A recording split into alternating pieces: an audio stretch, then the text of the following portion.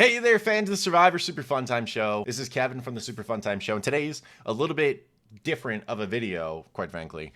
Today, I decided I'm a huge buff collector. I don't know if you know this about the channel here.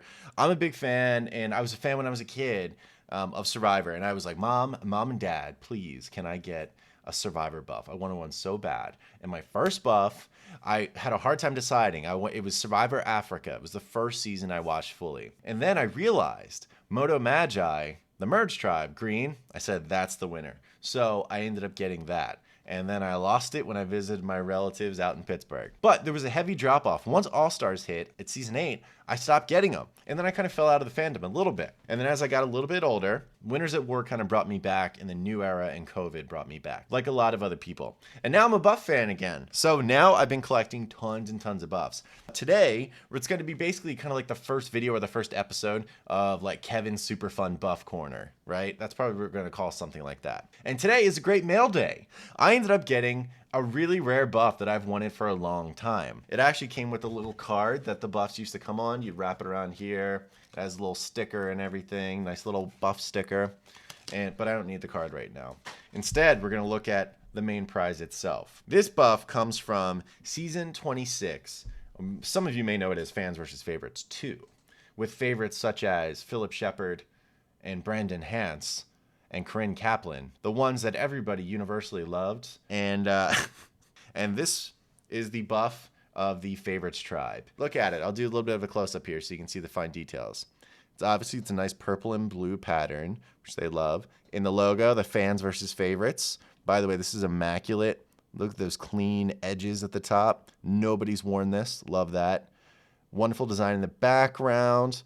The writing on the buff, the BIKAL buff, I am such a sucker for them writing the tribe names on the buffs.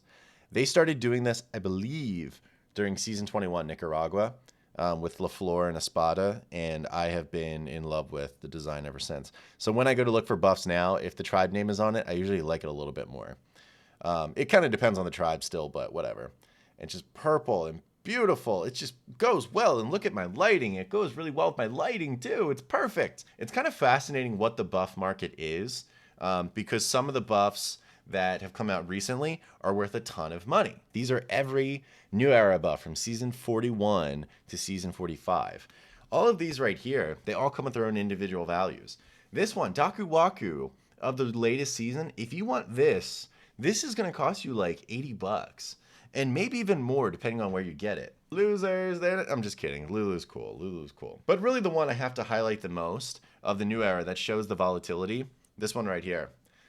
Most of you big Survivor fans know this is Tika. Tika is the tribe of Carson, Jam Jam, and Carolyn. And of course the beauties, Helen, Bruce, and Sarah Wade. Let's not forget them. But this is their buff, and it's worth $200 to $250. Absolutely crazy for a little piece of cloth that was $25 only a year ago. It goes to illustrate some of the volatility, and I've been very fortunate. I've gotten some really, really cool ones. A lot of history in each one of these buffs that's shown. But this one today in particular is about BIKAL, and BIKAL is such a cool addition to this mail, well, through this mail day. This is one of my like low-key favorites of all time. The problem is the tribe is super unlikable. That's the issue with BIKAL when you think about them as a tribe as a whole. I mean, when Philip Shepard's your leader, out of Survivor history, that's probably not your top tier, right? It is my goal to get one buff from every season of Survivor, every US season, and maybe Australia, but I'm not going down that road quite yet, because those are much harder to obtain. Right now, I'm at a point where I think I'm only missing 5 seasons. So every time I get a buff,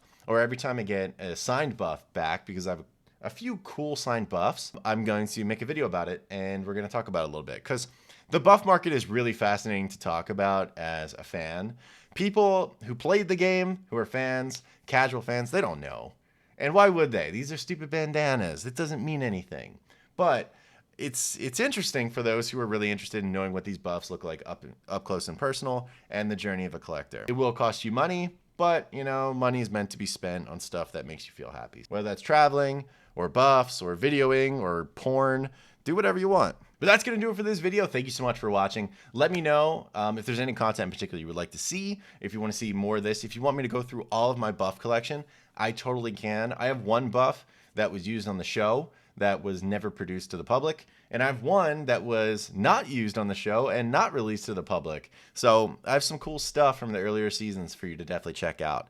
Otherwise, that's pretty much it. I'm gonna head out of here, and we'll have more Survivor content as the off season continues on. Otherwise, I got some coconuts to vend, and I'm not a Hershey bar and all that fun stuff. So you have a great rest of the day, okay? Take care. Goodbye, Survivor fans.